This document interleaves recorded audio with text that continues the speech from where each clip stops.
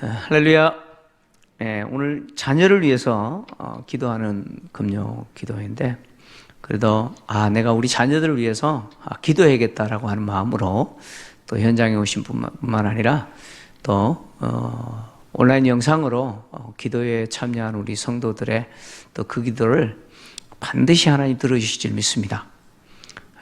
반드시 하나님 들어주실 겁니다. 제가 자녀들을 위해서 기도하는 이 금요 기도의 본문을 그대로 사무엘하 본문을 그대로 이어서 왔어요. 이어서 왔는데 그 이유가 있습니다. 그 이유가 뭐냐면 오늘 본문의 내용이 자녀를 위한 어머니의 애절한 희생입니다. 그래서 오늘 본문을 통해서 우리가 우리 자녀들을 위해서 어떻게 기도하고 어떻게 희생해야 되는지를 우리가 또 하나님 주시는 음성을 좀 듣기를 원합니다. 이 본문의 이야기는요, 갑작스럽게 죽임을 당한, 처형당한 두 아들을 향한 어머니의 애절하고도 처절한 헌신이 오늘 본문의 이야기입니다. 다윗 시대에 연이어서 3년 동안 기근이 있었지 않습니까? 그래서 다윗이 하나님께 기도했더니 그 원인이 바로 사울과 그 집이 기브아 사람들을 학살한 것 때문에 하나님이 진노한 것이라는 사실을 하나님이 알게 해주셨습니다. 그러자 다윗이 사울에 의해서 학살당했던 그 기브아 사람들을 불러놓고 내가 어떻게 해야 속죄할 수 있느니 물었습니다. 그러자 기브아 사람들이 율법에 근거해서 이렇게 고의적으로 사람을 죽인 자는 율법은 돈으로 해결하지 못하도록 규정을 했습니다. 반드시 살인한 그 사람이 그 생명으로 대가를 지불하도록 했습니다. 그래서 기브온 사람들이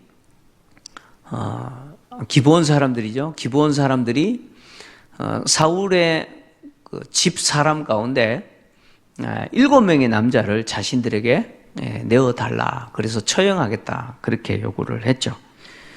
그래서 다윗은 그들의 요구대로 7명의 남자를 내어줬는데 그 대상이 누구냐면 사울의 첩이죠.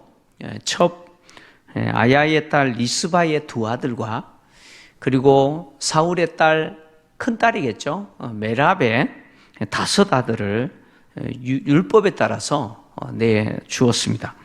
그래서 율법에 따라서 그들이 처형을 당하여 이제 그들의 시체가 매에 달렸는데 이렇게 시체를 매에 단 이유는 뭐냐면 사울과 그 집이 저지른 이 악행이, 그러니까 기브온 사람들을 학살한 그 행위가 바로 하나님의 언약을 깨뜨린 것뿐만 아니라 하나님이 금지하신 사람의 피를 흘린 것으로서 그 땅을 더럽힌 행위라는 거죠. 그래서 하나님의 심판으로 인해서 죽임을 당한 거다라는 것을 공개적으로 드러낸 겁니다. 다시 말하면 사울과 그 집이 저지른 행위는 하나님의 언약을 깨뜨린 것이고 그리고 그 땅을 더럽힌 행위로서 하나님의 심판을 받은 것이다라고 하는 사실을 드러낸 것이죠. 그래서 무서운 경고를 그들을 시체를 나무에 다는 것을 통해서 경고로 보여주는 거죠.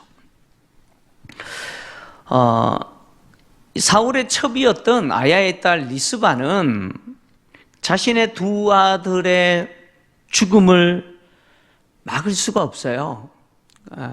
두 아들이 죽는 것을 막을 수가 없었습니다. 그러나 그녀는 어머니로서 죽은 자녀를 위하여 할 수 있는 마지막 일을 합니다.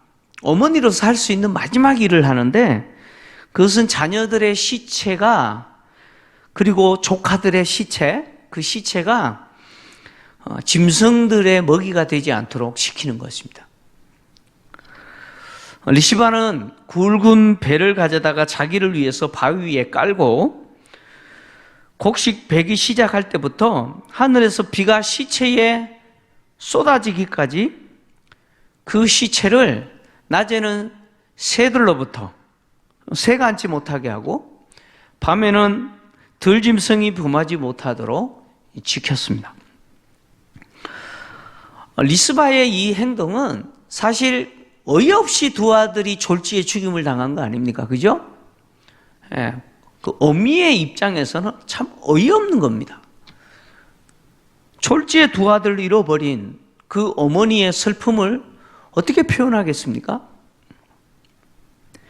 그 두 아들을 잃어버린 그 어머니의 처절하면서도 애절한 슬픔이 이 행동에 다 담겨 있죠. 예, 그가 하고 있는 이 행동이 이 어머니의 슬픔이 얼마나 대단했는지를 보여줍니다.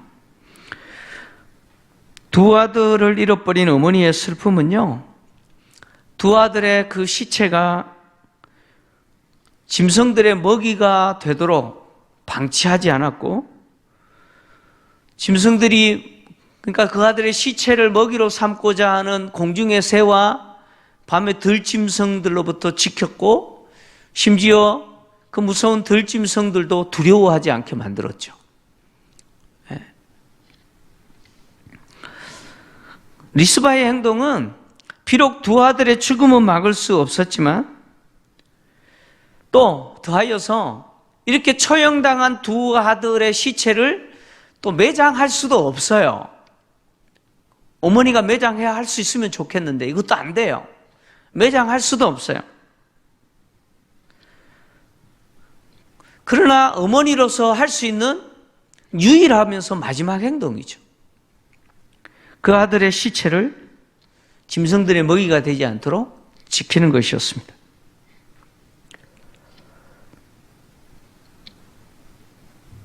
리스바는 보리배기를 시작할 때, 곡식 뺀다라는 말이 보리 베는 때를 이야기합니다. 이 말은 지금으로 이야기하면 4월이에요. 4월. 보리배기를 시작할 때부터 비가 시체에 쏟아질 때까지 지켰다, 이렇게 이야기합니다. 비가 시체에 쏟아졌다라고 하는 그때가 언제인지 정확하지 않아요. 그래서 어떤 학자들은 아마 10월 달에 이른 비가 내렸을 때까지 지켰을 거다, 이렇게 말하는 사람이 있어요. 그러니까 4월부터 10월 달까지 무려 5개월 이상을 그 시체 지켰다는 이야기가 되잖아요. 그죠? 예. 네. 여러분 상상을 해보세요. 5개월 동안 시체 지켰다고 한번 생각해 보세요. 예. 네. 근데 지금 비가 내렸다라고 하는 것은 지금 지난 3년 동안 기근이 비가 오지 않은 기근이잖아요. 그러니까 비가 왔다라고 하는 것은 하나님의 저주가 해결됐다, 하나님의 심판이 해결됐다, 하나님의 진노가 거두어졌다는 사인 아닙니까? 그죠? 그런 측면에서 봤을 때 이 비가 내릴 때까지라고 하는 이 비가 10월 달에 내린 비는 아닐 거라는 겁니다. 10월 달에는 이제 우기가 시작되는 시기이기 때문에 비가 와야 되는 거거든요. 그러니까 하나님의 진노가 끝났다라는 의미에서 비가 내렸다라는 것은 10월 달에 내린 비는 아니다, 그런 이야기예요. 그러니까 4월 보리배기비 시작할 때부터 언젠지는 모르겠는데 비가 쏟아질 때까지 이 리스바가 두 아들과 조카의 시체를 지켰다, 그런 이야기입니다.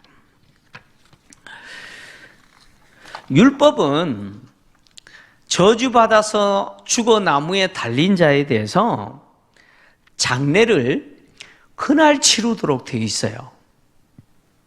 신명기 21장 22절 23절을 보면 율법은 그렇게 기록하고 있어요. 보시면 사람이 만일 죽을 죄를 범함으로 내가 그를 죽여 나무 위에 달거든. 자, 23절 같이 읽습니다. 23절. 같이 읽습니다. 시작. 그 시체를 나무 위에 밤새도록 두지 말고 그날에 장사하여 내 하나님 여호와께서 내게 기업으로 주신 땅을 더럽히지 말라. 나무에 달린 자는 하나님께 저주를 받았음이니라. 자, 사람이 죽을 죄를 지어가지고 처형당해가지고 나무에 달았어요. 그러면 율법은 어떻게 해야 되느냐? 그날 장례를 치러야 돼요. 다음 날까지 두면 안 돼요. 하나님은 다음 날까지 두는 것은 하나님 주신 기업을 더럽히는 행위라고 이야기하죠. 그래서 나무에 달린 자는 저주받아 죽었기 때문에 그날 장례를 치러야 됩니다. 근데 이 리스바의 두 아들과 그리고 메랍의 5 아들은 이렇게 처형당하여 나무에 달렸는데 당일 장례 치르는 것도 거부됐습니다. 거부됐어요. 이것은 하나님의 무서운 진노라는 것이요. 네. 특히 당일에 장례가 치러지도록 거부당했다. 다시 말하면 아예 당일이 아니라 장례 치르지 못하도록, 매장하지 못하도록 그냥 계속 나무에 달린 상태로 두라라고 하는 것은 이 시체가 짐승의 먹이가 되게 했다, 그런 이야기예요. 그러니까 공중의 새와 들의 짐승의 먹이가 되게 했다. 이것은 이들의 죽음 자체가 대단한 저주받은 죽음이고, 그리고 불명예스러운 죽음이다, 그런 이야기예요.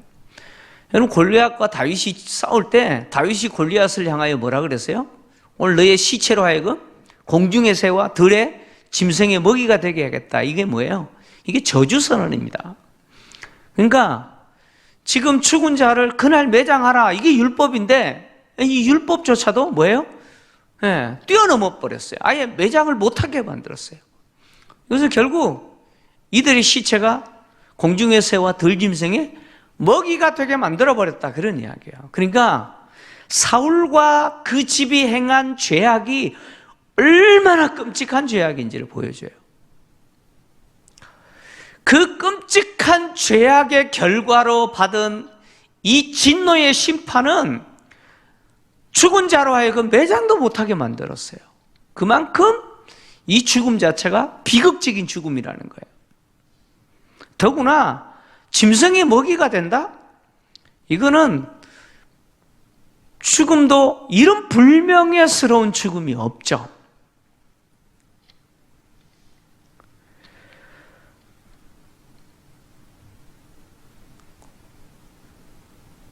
리스바는 지금 자신의 2 아들과 조카 5명의 시체가 공중의 새와 들짐승의 먹이가 되게 생겼어요. 그러니까 어머니로서 마지막으로 할 수 있는 게 뭐냐? 이 2 아들과 조카의 시체가 공중의 새와 들짐승으로부터 먹이가 되지 않게 만드는 거예요. 그래서 자신의 2 아들의 죽음과 조카들의 죽음이 수치스럽고 불명예스러운 죽음이 되지 않도록 어머니로서 몸부림치는 거예요. 필사적으로 지금 뭐예요? 짐승을 막고 있어요. 여러분, 그 밤에 한번 생각을 해보세요. 들짐승으로부터 그 시체를 지키고 있어요. 얼마나 무섭습니까? 그렇지 않습니까? 근데 이 자식이 불명예스러운 죽음으로 끝나는 것을 어머니는 더 이상 용납할 수가 없어요. 그래서 낮에는 새가 그 시체에 앉지 못하게 하고, 밤에는 들짐승이 시체에 접근하지 못하도록 그 연약한 어머니가 무슨 힘이 있어요, 그죠? 그 연약한 여인으로서 필사적으로 막습니다. 여러분, 그 그림을 제가 한번 상상을 해봤는데요, 참 가슴 아파요.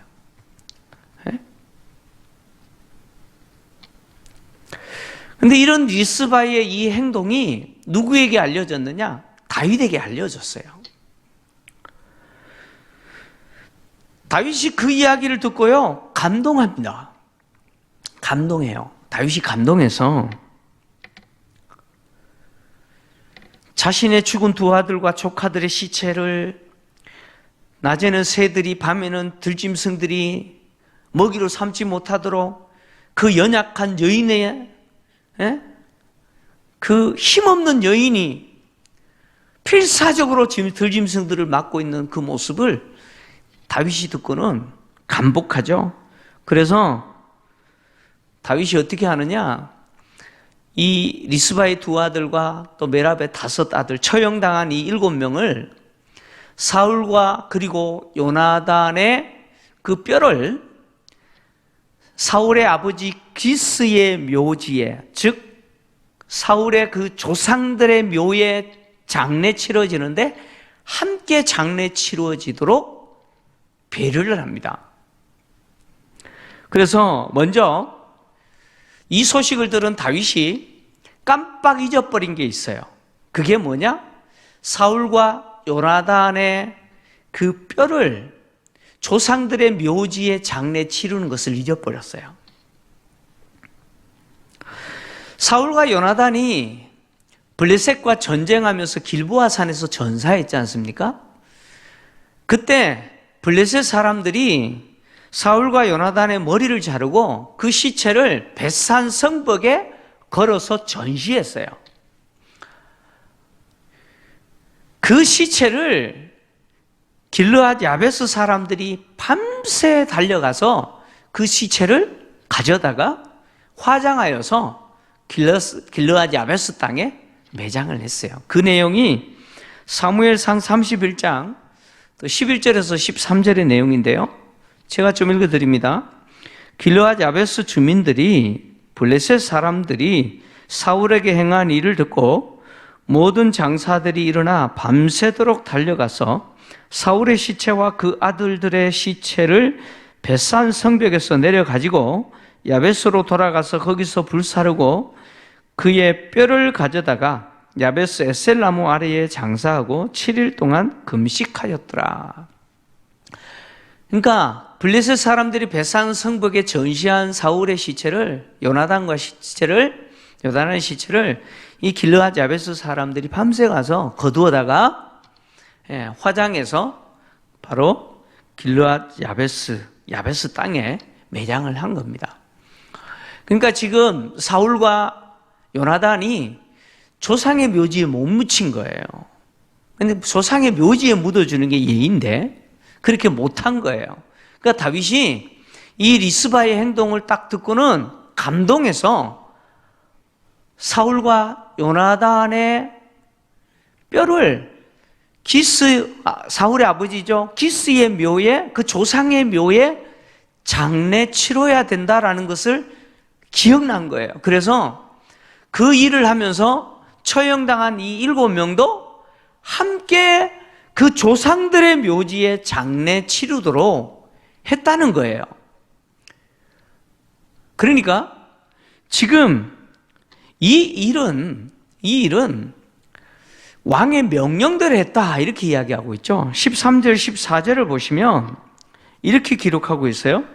13절 14절 보면 제가 좀 읽어드립니다. 다윗이 그곳에서 사울의 뼈와 그의 아들 요나단의 뼈를 가지고 올라오매 사람들이 그 달려 죽은 자들의 뼈를 거두어다가 사울과 그의 아들 요나단의 뼈와 함께 베냐민 땅 셀라에서 그의 아버지 기스의 묘에 장사하되 모두 왕의 명령을 따라 행하니라, 이렇게 이야기합니다.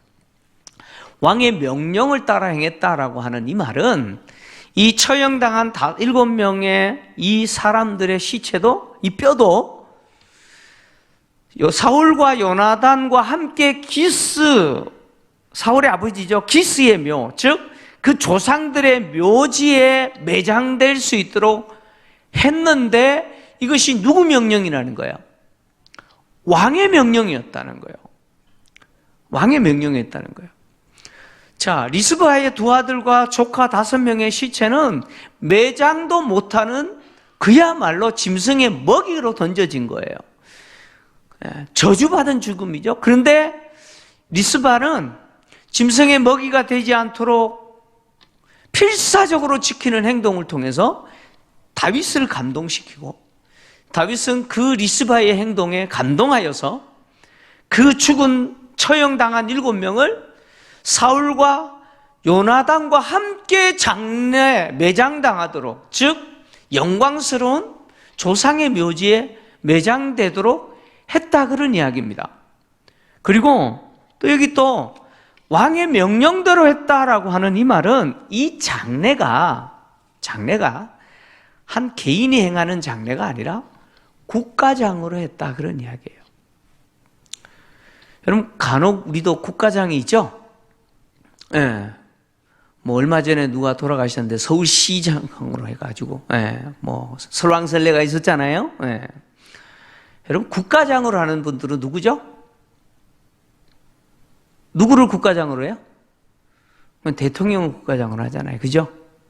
그래서 국무총리가 모든 부분에서 책임자가 되고 이렇게 하잖아요. 여러분, 사울이 왕이잖아요, 그죠? 사울이 지금 조상의 묘지에 매장당하는 것은 국가장입니다. 국가가 하는 일이에요. 근데 그 국가장에 누구도 혜택을 입어요? 리스바의 이 두 아들과 메랍의 다섯 아들이 국가장으로 사울과 요나단이 장례 치러지는 그 일에 함께 국가장으로 치러져요. 여러분, 죽은 자를 국가가 기념하고 국가가 그를 높여서 국가의 국가의 슬픔으로 장례를 치렀다라는 것은 영광입니까? 수치입니까?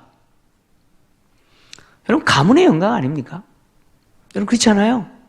그건 가문의 영광이에요.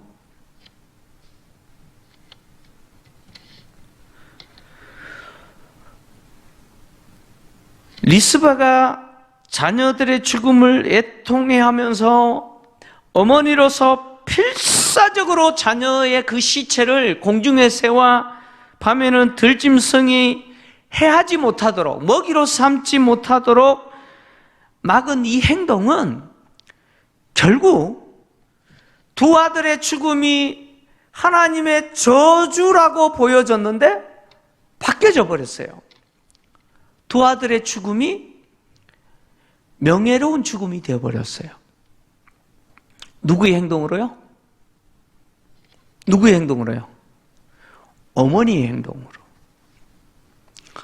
죽은 자녀를 향한 어머니의 그 애처롭고 그 처절한 몸부림과 같은 그 행동이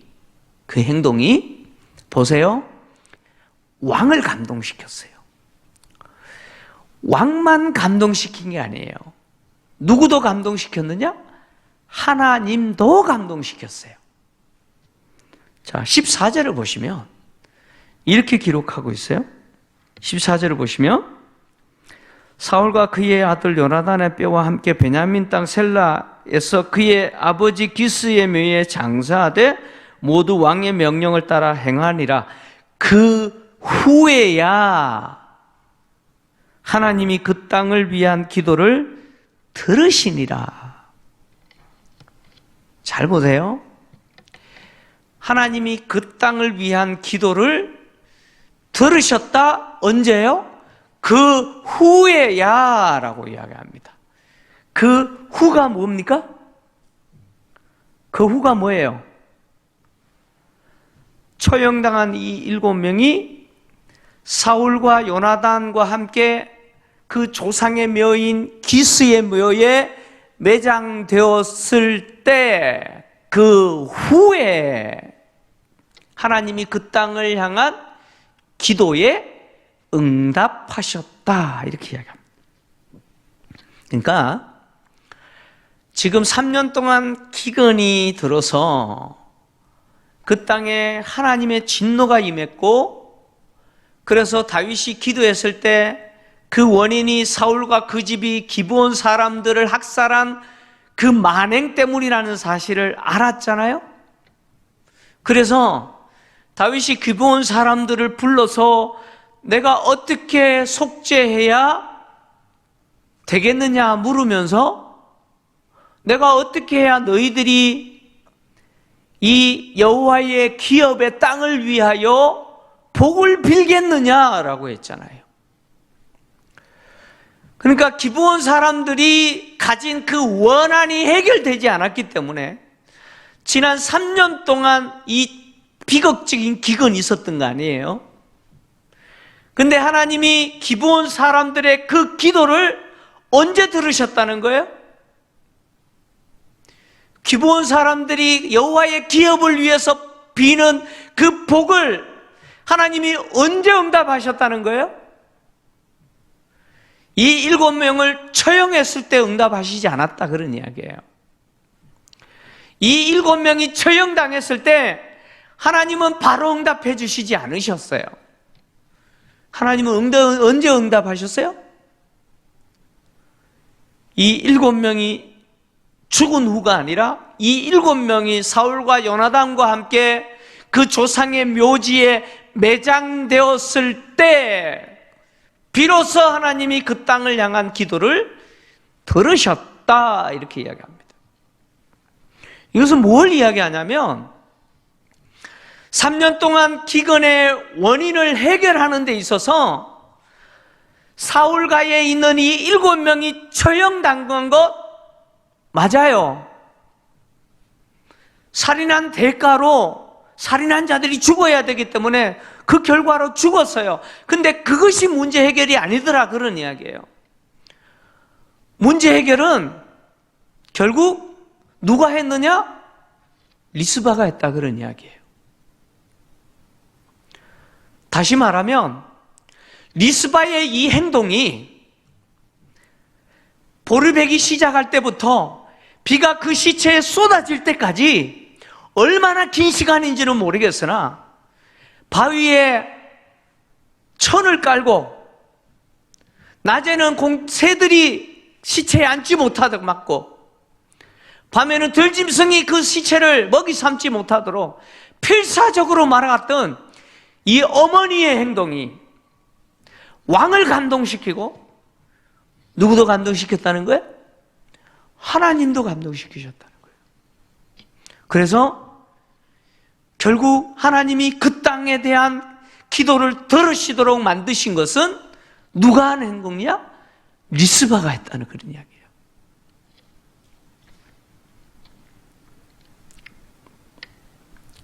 하나님은 이 리스바의 행동을 귀하게 여기시고 두 아들을 왕이었던 사울과 요나단과 함께 그 가문의 묘지에 국가장으로 치러지는 명예로운 죽음으로 바꿔주시고 그리고 더하여서 이스라엘 땅에 내렸던 그 저주가 해결되는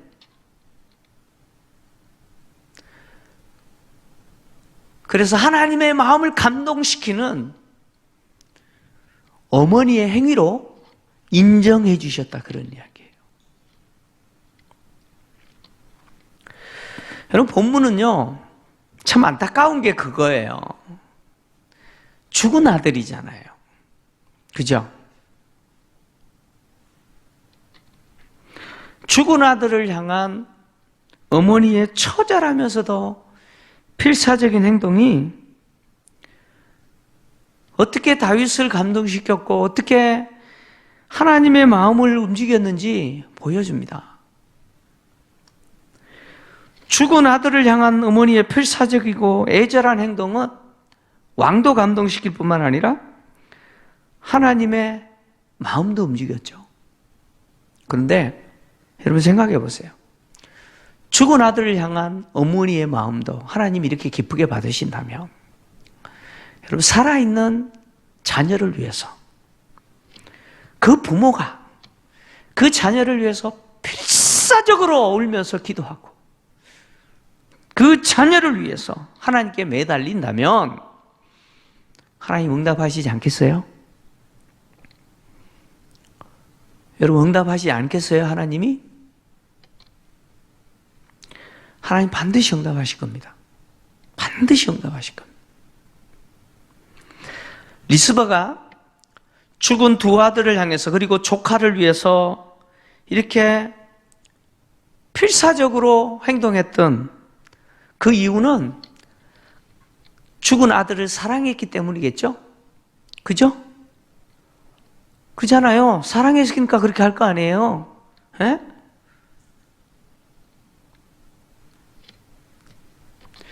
여러분, 진정한 사랑은 죽음보다 강해요. 진정한 사랑은 죽음을 두려워하지 않아요. 그러니까 리스바가 보여주는 이 모습은요, 자기가 짐승에게 죽어도 괜찮은 거예요. 그러니까 진정한 사랑은 죽음보다 강해요. 그러니까 아가서 8장 6절을 보면 솔로몬이 술람미 여인을 향한 사랑을 이렇게 표현해요.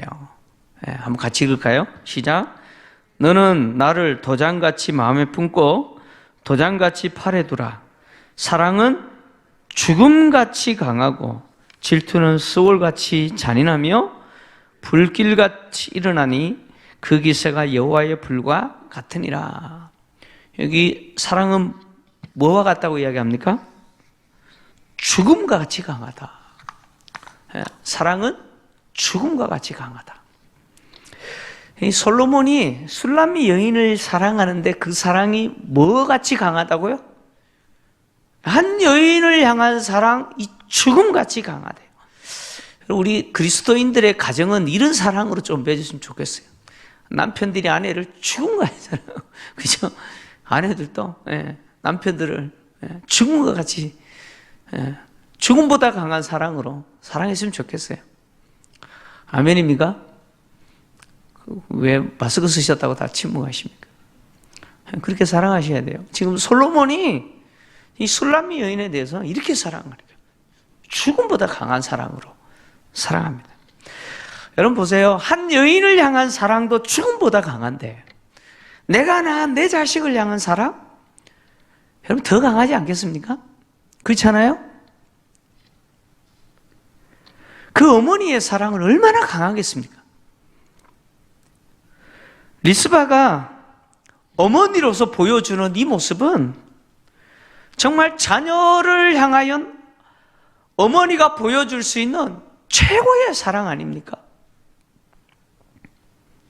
더 이상 보여줄 게 뭐가 있겠습니까?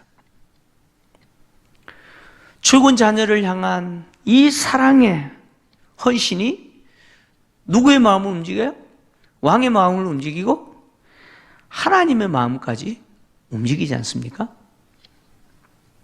5월 가정의 달을 맞이해서 자녀를 위해서 기도하는 이 금요 기도회에 참여한 우리 성도님들, 우리가 참 보아야 될 모델이 이 리스바예요. 리스바. 정말 리스바예요. 죽은 자녀에 대한 어머니의 이 가련하고 애처로운 희생도 고귀한데 살아있는 자녀를 위해서 목숨 걸고 기도하고 그 자녀를 위해서 하나님 앞에 매달린 그 어머니의 희생과 헌신 얼마나 고귀하겠습니까? 여러분, 우리 자녀들의 인생 절대적으로 하나님의 손에 달려 있습니다. 분명합니다. 우리의 인생 하나님의 손에 달려 있듯이 비록 내가 10달 동안 품고 배 아파 낳은 자식이지만 저는 아니고요. 우리 남자들이 이렇게 말하면 안 되지만 그렇잖아요. 어머니 입장에서 간혹 그렇게 이야기하잖아요. 내가 배 아파 낳은 내 자식이라고. 비록 내가 배 아파서 낳은 내 자식이지만 그 내 자식의, 내 자녀의 인생 부모가 해줄 수 있는 게 제한적이잖아요. 그 자녀의 인생 누구 손에 있어요? 여러분, 하나님 손에 있어요. 하나님의 손에 있습니다. 하나님을 떠나서 우리 자녀들이 아무리 세상적으로 잘 나가도 여러분 그 인생 불행한 인생입니다. 그 끝은요 불행입니다. 정해져 있어요. 자녀를 위해서 필사적으로 기도하는 부모가 있는 자녀, 그 자녀 복이 있죠. 저는 그렇게 생각합니다. 자녀를 위해서 정말 하나님께 몸부림치면서 기도하는 부모를 둔 그 자녀, 복 있는 자녀입니다. 여러분, 제가 복이 있는 이유가요 저희 부모님 때문이에요. 정말입니다. 부모님의 기도가 없었다면 저는 여기 있을 수도 없었겠죠. 부모가 자녀를 위해서 기도할 때 하나님이 그 기도를 기뻐하시고 그 자녀의 인생을 돌보아 주세요. 그건 제가 하는 이야기가 아니에요. 성경이 이야기하는 겁니다. 시편 37편 25절 26절인데요. 자, 같이 읽겠습니다. 시작. 내가 어려서부터 늙기까지 의인이 버림을 당하거나 그의 자손이 걸식함을 보지 못하였도다. 그는 종일토록 은혜를 베풀고 꾸어주니 그의 자손이 복을 받는도다. 보세요. 내가 어려서부터 늙기까지 의인이 버림을 당하거나 그의 자손이 걸식함을 본 적이 없대요. 그는 종일토록 은혜를 베풀고 꾸어주니 계속해서 대를 이어서 그 자손들이 뭐예요? 복을 누린다. 여러분, 자녀를 위해서 기도하는 부모님보다 더 하나님 앞에 의로운 자가 어디 있겠습니까? 그 자녀를 위해서 처절하게 몸부림치면서 하나님 앞에 매달리고 기도하는 그 부모보다 하나님을 기쁘시게 하는 사람이 어디 있겠어요? 그렇게 기도하는 부모, 그 부모의 자녀 하나님이 안 돌보아 주겠어요? 걸식하게 만들겠어요? 하나님은 그렇게 하시지 않는다는 거예요. 하나님은 기도하는 부모의 자녀를 반드시 책임져 주신다라고 보장해 주시잖아요. 그리고 그 기도가 대를 이어서 뭘 해줘요? 복을 누리게 만들어준다라고 약속하고 있잖아요. 저는 오늘 이 기도에 참여한 우리 모든 성도님들이 시편 37편 25절에서 26절이 말하는 이런 가정이 되기를 원합니다. 여러분들이 받아 누리고 여러분들의 자녀들, 우리 자녀들이 계속해서 바로 이 복을 누리기를 원합니다. 하나님이 기도하는 우리를 버리지 아니하시듯이 기도의 대상인 우리 자녀들 동일하게 하나님이 버리지 아니하시고 끝까지 그 인생 붙드시고 책임져 주실 뿐만 아니라 대를 이어서 어떤 사람이 됩니까? 자기만 먹는 사람이 아니고 손을 내밀어 구워주는 사람, 베풀어주는 사람, 다른 사람을 살리는 사람, 그래서 대를 이어서 하나님의 은혜를 누리는 사람, 그런 가정, 저와 여러분 우리의 가정 되기를, 이 올해 가정달을 맞아서 되기를 주의 이름으로 축원합니다.